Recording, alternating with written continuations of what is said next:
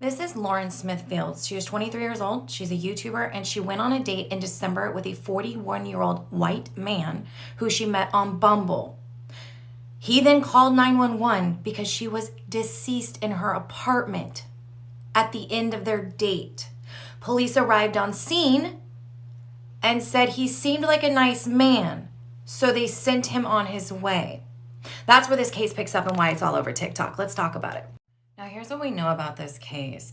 The cause of death for Lauren is unknown. The first autopsy says no sign of foul play. Her family says, look, Lauren was not a drug user, so maybe there was something referenced in that first autopsy. So the family is very upset about it. They don't feel like the autopsy is being handled correctly, and so they go ahead and they're going to get their second one done for themselves that they're going to pay for themselves. And that is what they've done, and now they are awaiting on results of the autopsy. The cause of death will decide a lot about what needs to be done going forward. But here's the shit that's really needs to be talked about, and this is why everyone's upset. First of all, the police department doesn't contact Lauren's family to tell them that, hey, we just found your daughter deceased in her apartment. The landlord ends up leaving a note on the door. Hey, if you know Lauren, come by the office or give me a call. Need to let you know something. And this is how her family finds out. That's disgusting. And I don't know why this person wasn't important enough.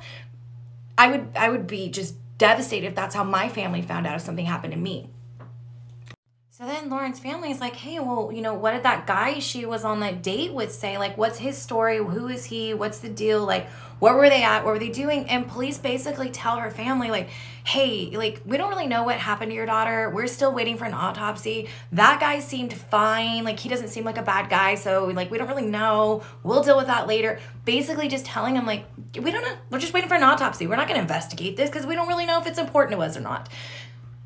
Lauren's family is upset. And so, like, very quickly, the police department is, you know what? Stop calling us. We don't have time for you. We'll let you know when we have something for you. And this is the thing that gets me in every single true crime case that I cover. I see the comments and people are like, hey, I don't understand. Like, they didn't seal the crime scene. They didn't gather all those specimens. They're not running DNA. No, they're not. Unless a detective comes and takes over the case, I believe that's how it gets started. But unless this process starts, no, they remove the body, maybe grab a couple of things, maybe, and then they just move along and they wait for the autopsy, and then they start an investigation. So Lauren's family actually went into her home and found like a condom from the guy she was with, a pill that could have been a sedative, like all of these things that didn't get investigated. And so now police don't have that information if it does come back that a crime was committed. Now, the department has put the officer who didn't follow protocol at first on leave, but I just feel like that's just a scapegoat. The whole department did this wrong. I will be back when there's autopsy results.